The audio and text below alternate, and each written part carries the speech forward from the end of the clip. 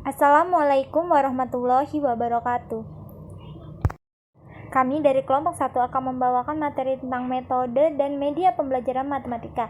Anggota kelompok kami yang pertama yaitu Aprilia Putri Azahra, Sartika Nurhasana, Vinda Nurita Julian, dan yang terakhir yaitu Subeka. Peranan metode dan media pembelajaran matematika. Metode pembelajaran dapat diartikan sebagai cara yang digunakan untuk menerapkan rencana yang sudah disusun dalam bentuk kegiatan nyata dan praktis untuk mencapai tujuan pembelajaran. Menurut Heinitz, Moldena, Russell, dan Smaldino, metode pembelajaran adalah prosedur pembelajaran yang dipilih untuk membantu siswa mencapai tujuan atau untuk menginternalisasikan isi dan pesan dalam pembelajaran. Terdapat beberapa metode pembelajaran yang dapat digunakan untuk mengimplementasikan strategi pembelajaran, di antaranya presentasi, demonstrasi, diskusi, simulasi, pengalaman lapangan, debat, tutorial, penemuan, ceramah, dan sebagainya. Komponen metode pembelajaran sebagai salah satu upaya untuk menghubungkan interaksi guru dengan siswa dengan siswa lain, dan siswa dengan lingkungan ialah dengan media pembelajaran. Dengan demikian, peranan utama media pembelajaran matematika adalah sebagai alat bantu dalam proses pembelajaran matematika. Peran media pembelajaran matematika di sini ialah untuk mengenalkan konsep matematika yang abstrak menjadi lebih mudah untuk dikonkretkan. Oleh karenanya, penggunaan media pembelajaran matematika sangat dianjurkan untuk meningkatkan kualitas pembelajaran. Adapun peranan penting media pembelajaran matematika antara lain, yang pertama untuk memperjelas penyajian materi agar tidak hanya bersifat verbal dalam bentuk kata-kata tertulis atau tulisan. Yang kedua, mengatasi keterbatasan ruang dan waktu serta daya indera. Yang ketiga, menghindari kesalahpahaman terhadap suatu objek dan konsep. Dan yang terakhir, untuk menghubungkan yang nyata dengan yang tidak nyata. Seperti yang telah disebutkan tadi, media sangat berperan penting dalam proses pembelajaran, khususnya dalam pembelajaran matematika. Terdapat beberapa alasan pentingnya media pembelajaran matematika, yaitu yang pertama adalah objek matematika itu abstrak sehingga memerlukan peragaan. Yang kedua, sifat materi tidak dapat mudah dipahami. Yang ketiga, hierarki matematika ketat dan kaku. Yang keempat, aplikasi matematika kurang nyata.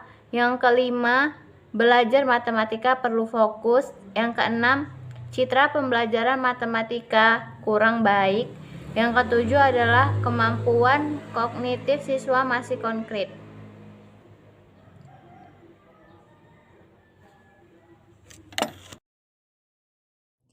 Fungsi metode dan media pembelajaran matematika. Dalam proses pembelajaran, media memiliki fungsi sebagai pembawa informasi dari sumber yaitu guru menuju penerima yaitu siswa. Sedangkan metode adalah prosedur untuk membantu siswa dalam menerima dan mengolah informasi guna mencapai tujuan pembelajaran. Dalam kegiatan interaksi antara siswa dengan lingkungan, fungsi media dapat diketahui berdasarkan adanya kelebihan media dan hambatan yang mungkin timbul dalam proses pembelajaran. 3 kelebihan kemampuan media Gerlach dan Eli dalam Ibrahim et al. 2001 adalah sebagai berikut. Yang pertama yaitu kemampuan fiksatif, artinya dapat menangkap, menyimpan, dan menampilkan kembali suatu objek atau kejadian. Dengan kemampuan ini, objek atau kejadian dapat digambar, dipotret, direkam, difilmkan, kemudian dapat disimpan dan pada saat diperlukan dapat ditunjukkan dan diamati kembali seperti kejadian aslinya. Yang kedua yaitu kemampuan manipulatif, artinya media dapat menampilkan kembali objek atau kejadian dengan berbagai macam perubahan manipulasi sesuai keperluan, misalnya diubah ukurannya, kecepatannya, warnanya, serta dapat pula diulang-ulang penyajiannya. Dan yang terakhir yaitu kemampuan distributif, artinya media mampu menjangkau audiens yang besar jumlahnya dalam satu kali penyajian secara serempak, misalnya yaitu siaran TV ataupun radio. Itu hambatan-hambatan komunikasi dalam proses pembelajaran. Dalam pembelajaran tentu memiliki suatu hambatan, salah satunya yaitu komunikasi, karena setiap orang memiliki cara pemahaman yang berbeda dalam berkomunikasi. Adapun hambatan-hambatan tersebut antara lain, yang pertama, verbalisme. Artinya, siswa dapat menyebutkan kata tetapi tidak mengetahui artinya. Hal ini terjadi karena biasanya guru mengajar hanya dengan penjelasan lisan. Yang kedua, salah tafsir. Artinya, dengan istilah atau kata yang sama diartikan berbeda oleh siswa. Hal ini terjadi karena biasanya guru menjelaskan secara lisan tanpa menggunakan media pembelajaran yang lain, misalnya seperti gambar, bagan, model, dan sebagainya. Yang ketiga, perhatian tidak berpusat. Hal ini dapat terjadi karena gangguan fisik.